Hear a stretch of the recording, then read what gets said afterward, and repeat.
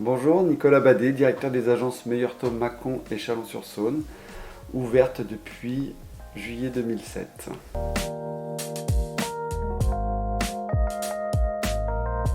Nous connaissons une augmentation de taux très forte depuis un an, qui vient impacter fatalement l'enveloppe des clients. Aujourd'hui, nous sommes sur une tendance haussière tous les mois, donc plus les mois passent, plus l'enveloppe des clients diminue et rendant le projet beaucoup plus compliqué, voire même infaisable.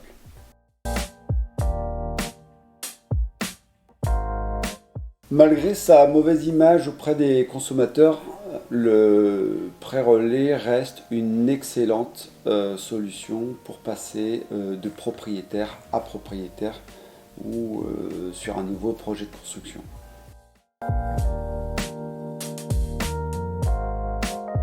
L'avantage du prêt-relais, c'est qu'il évite de passer d'une situation propriétaire, locataire, propriétaire. L'avantage du prêt-relais, c'est que c'est une avance de trésorerie que va faire le banquier. Parce que votre argent est ni plus ni moins que bloqué dans des murs, et une fois que la maison actuelle est vendue, on rembourse ce prêt-relais. Si cette solution de prêt-relais n'existait pas, on serait obligé de passer par le stade je vends ma maison, je récupère mes sous, je passe par le stade locataire dans un projet de construction et je me sers des sous de la vente de ma maison pour les réinjecter dans le nouveau projet de construction.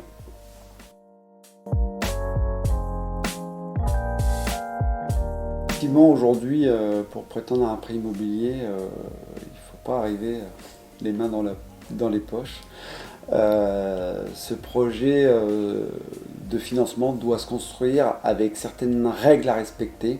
C'est surtout des exigences maintenant des banquiers qui se sont resserrées. À savoir 3 points importants.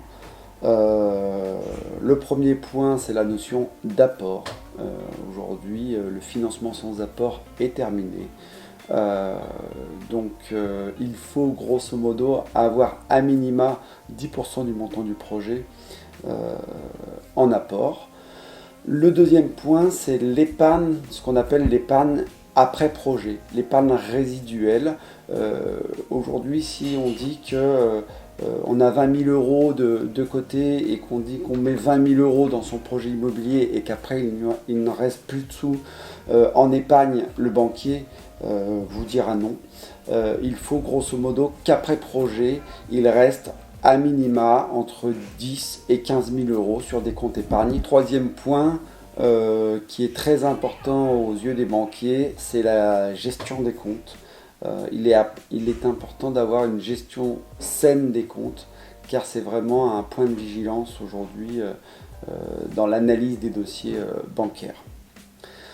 Donc une fois qu'on a réuni ces 3 points-là et que le projet respecte le taux d'endettement, le fameux taux d'endettement de 33% hors assurance et 35% assurance comprise. À partir de ce moment-là, si on respecte tous ces points-là, il faut foncer pour faire son projet de construction.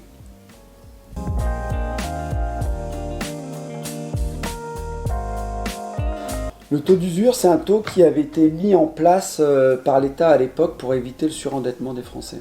Le taux d'usure, c'est un taux maximum au-delà duquel les banquiers n'ont pas le droit de prêter. Si le client dépasse le taux d'usure, le banquier, même si le client est solvable et qu'il a la capacité de remboursement, si on dépasse le taux d'usure, le banquier n'a pas le droit de prêter.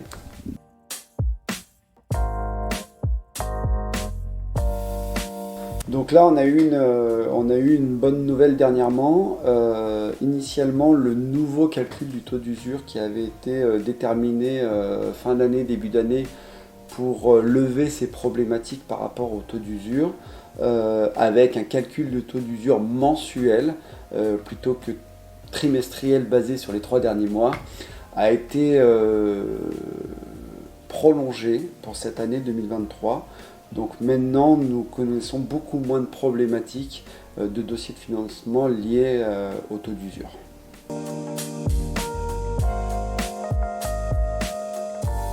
C'est clairement un avantage pour le coup, et c'est pour ça qu'ils ont sorti cette nouvelle méthodologie de calcul, de revoir tous les mois le taux d'usure.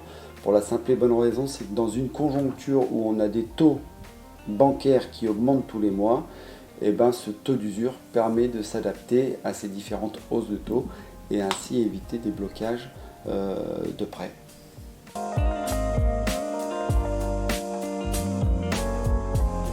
Alors sur l'évolution des taux, c'est vrai qu'on a connu, et c'est ce qu'on entend aujourd'hui de partout, que les taux montent, que les taux explosent. Effectivement, sur la dernière année, les taux ont fortement augmenté.